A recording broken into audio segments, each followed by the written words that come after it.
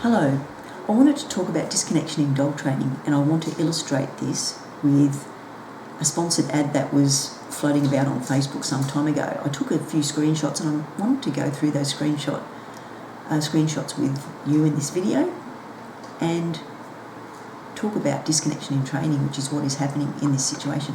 Now, the link is in the description below if you want to have a look at the website of the people who claim to be dog trainers.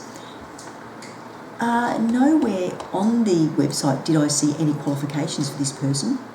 It just talked about a little paragraph where they had acquired a dog and then became involved in dog training. So once again, the dog training industry is unregulated, but beside the point, I want you to focus on the language as well that these people are using. So you can scroll down on the website and you'll see program from dog experts. Well, that's a little bit of a contradiction when you can't see any qualifications listed by that person. Also, they talk about behaviour correction. So behaviour correction isn't really language that I would be associating with positive reinforcement. It would be something that I would be associating with more traditional training, and they have a comparison of their website with traditional training. They haven't really classified traditional as the way that I would have when referring to training. But anyway, they also say that it's suitable for all breeds, dog breeds and dog ages. They also say that they use positive reinforcement, science-based training methods. These techniques reward good behaviour and are proven to be more effective and humane for dog training, ensuring your dog learns in a stress-free environment. But look, this is what is glaringly obvious when I looked at this video.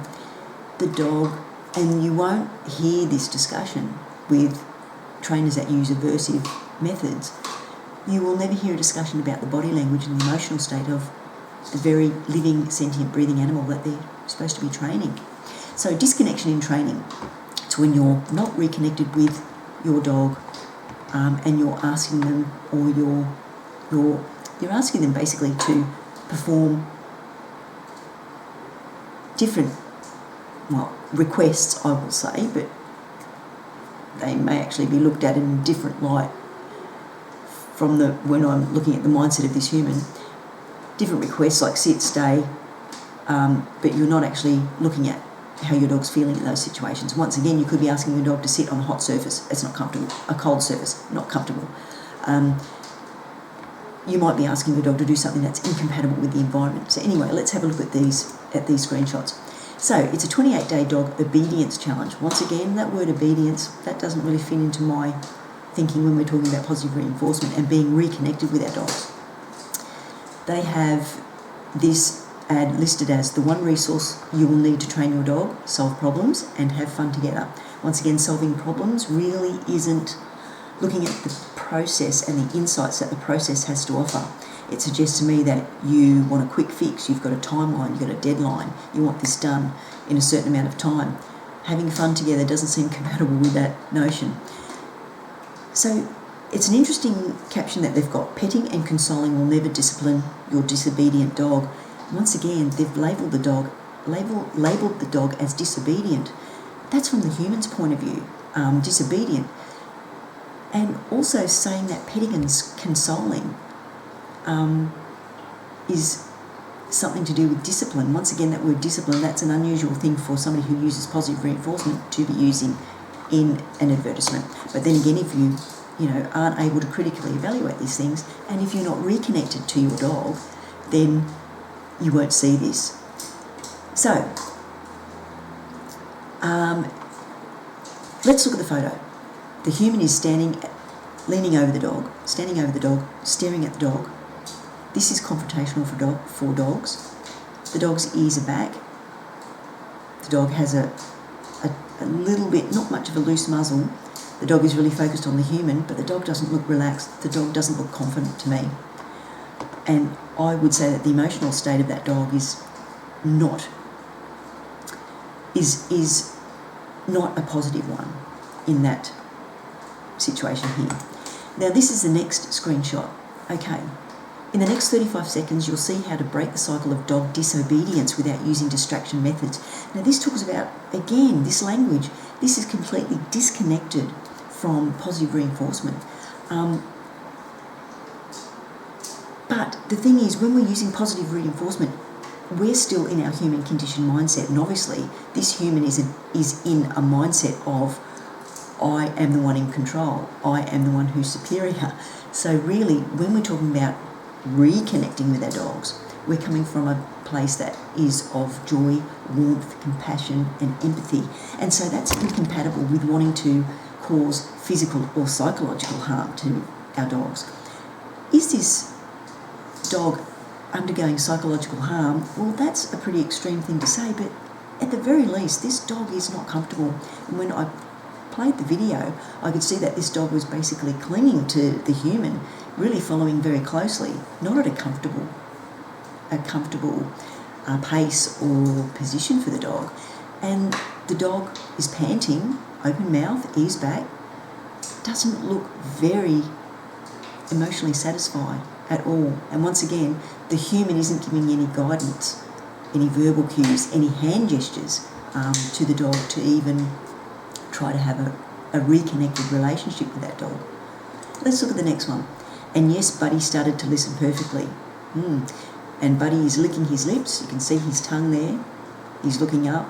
His forehead is a little bit wrinkled. Ears are still back slightly, not in a relaxed upright position.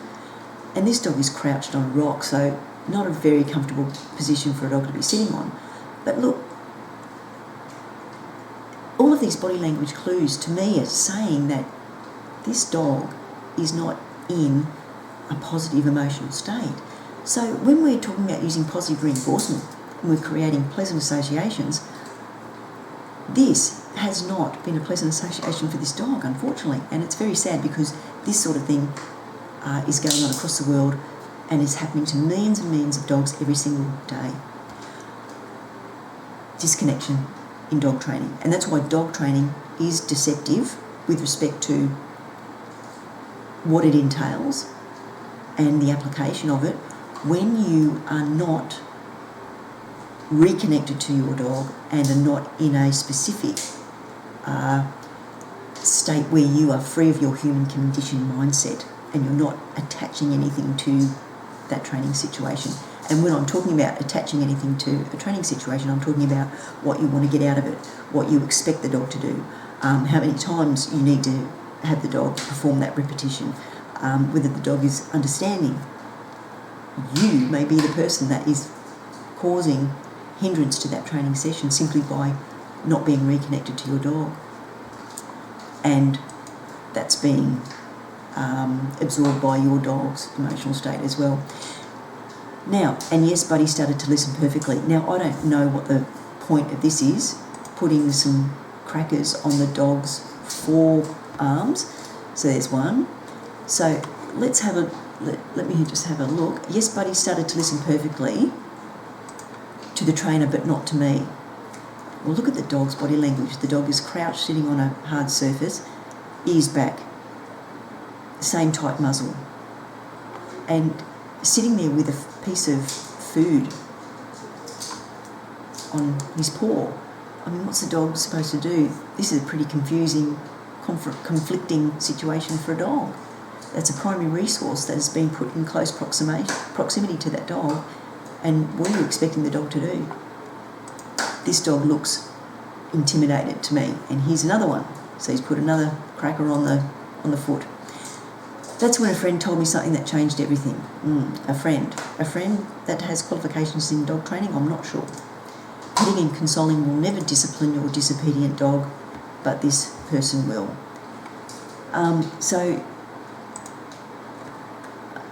So this is a pretty sad state of affairs.